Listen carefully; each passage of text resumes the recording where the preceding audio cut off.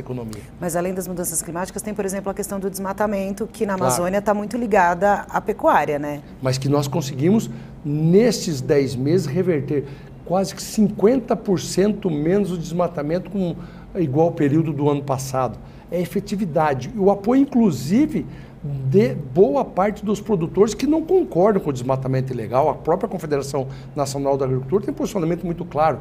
E isso vai ser uma tônica. Nós vamos intensificar, Carla, a nossa produção. O Brasil vai dobrar a nossa produção de alimentos nos próximos 10 anos. Eu tenho convicção disso. Nós implementamos, Josias, 40 milhões de hectares nos últimos 50 anos. O Brasil produzia em cima de 27 milhões de hectares e hoje produz em cima de 65 milhões de hectares comida no Brasil, fora a pecuária, que são mais 160 milhões de hectares.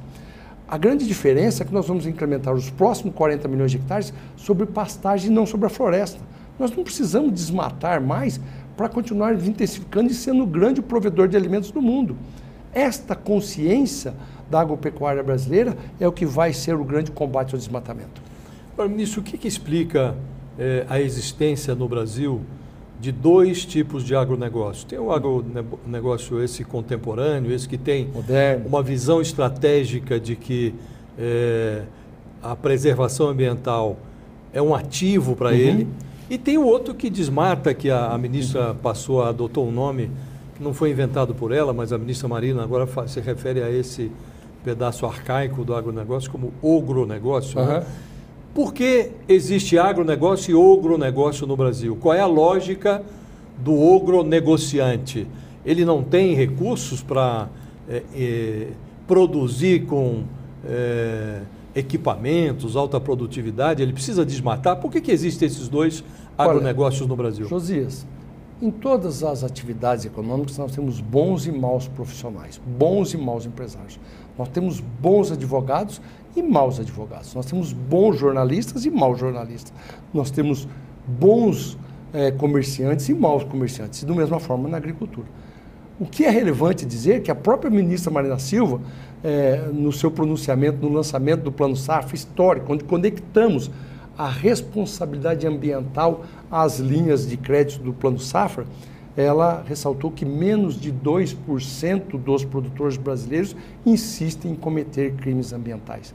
Então, eu gosto de olhar o copo cheio. Eu gosto de olhar que mais de 98% dos nossos produtores têm boas práticas. Cumpre, quer reclamando ou não, achando que ele é muito severo ou não, mas cumprem o Código Florestal. Cumprem as boas práticas. Nós temos no Brasil, por exemplo, a liderança mundial de plantio direto há mais de 40 anos. Os bioinsumos, tão importantes para a nova fase da agropecuária mundial,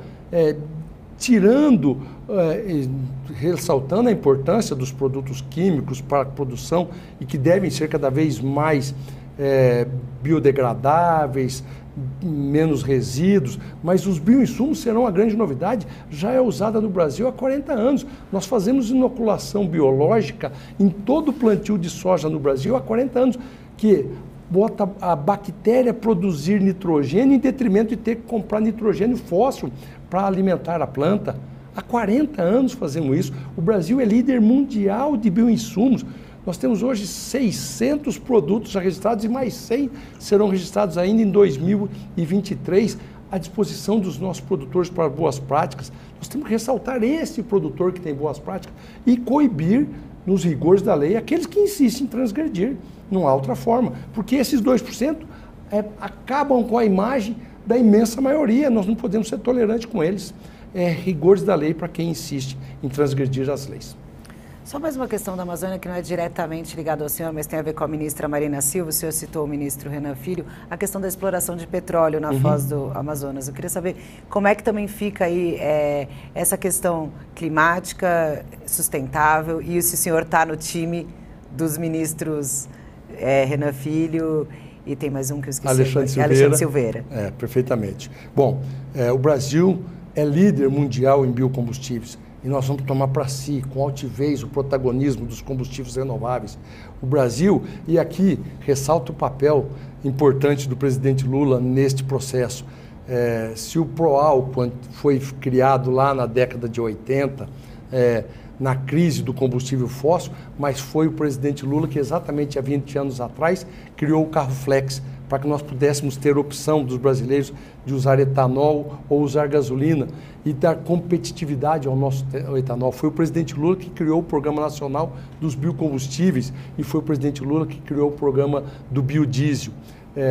Eu tenho certeza que o hidrogênio verde, a transição energética para o hidrogênio passa também pelo etanol, pelos biocombustíveis. Nós vamos liderar o processo de energia limpa e renovável no mundo, eu não tenho dúvida disso, graças à nossa potencialidade. Mas há um processo de transição. Nós não podemos abrir mão de potencialidades que temos ainda a explorar do combustível fóssil para que sejamos competitivos, pujantes e possamos chegar na transição com altivez. Por isso eu defendo, com todo o respeito às regras ambientais, o bom debate, mas que a foz brasileira seja explorada ainda com todo o respeito, com segurança, mas para que nós possamos caminhar com a Petrobras com altivez, fazendo junto a transição energética para combustíveis renováveis.